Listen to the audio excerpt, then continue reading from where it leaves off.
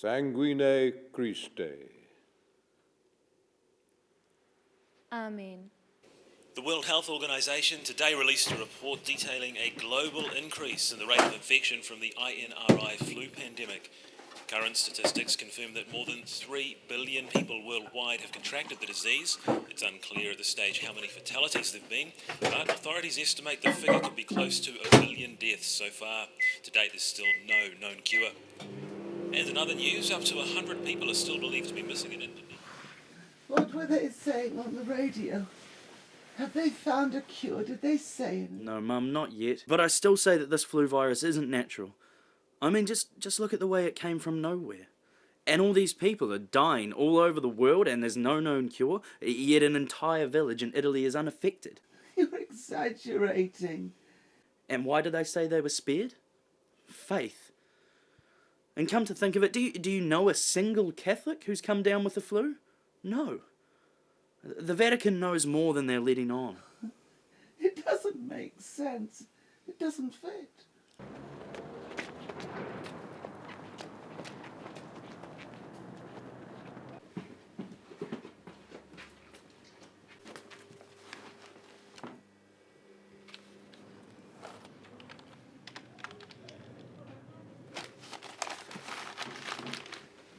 They're getting the flu, just not this one. Just this one, thanks. Again, Mr. Puddle? You must not inside out and back to front by now. This time I'm onto something. Well, the more information I gather, the more it all makes sense. The Vatican have gone to enormous lengths to recover any holy relic that has a connection to the blood of Christ. The Holy Grail, nails from the crucifixion, the crown of thorns, the spear of destiny, even the bloodstone of Golgotha. Bloodstone? When the Romans crucified Jesus, they stood the cross up in a shallow hole and wedged it in place with a rock. When he died, his blood ran down and soaked into it. Hence, bloodstone of Golgotha. God, Mr. Puddle, you must be exaggerating.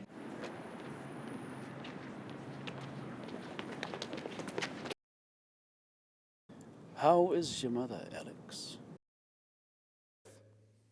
It is through the drinking the blood of Christ that we are protected and saved. For Christ was the healer, and because of him, we live. Oh, may I help you, my son? Well, actually, Father, I was hoping I might have a look at the Church's copy of the Vatican Codex.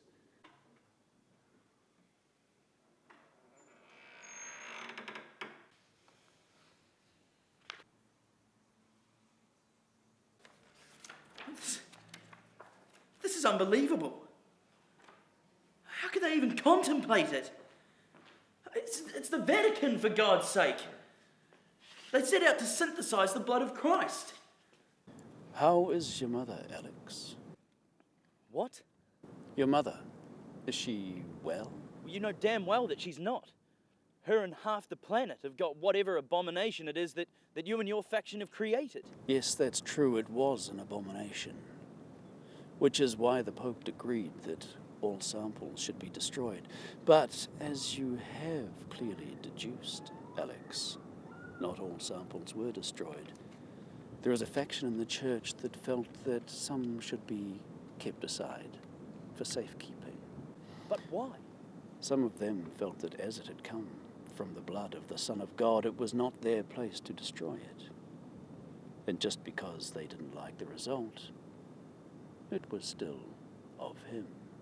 So, how did it get out? They let it out, but not in the way that you described on the street corner.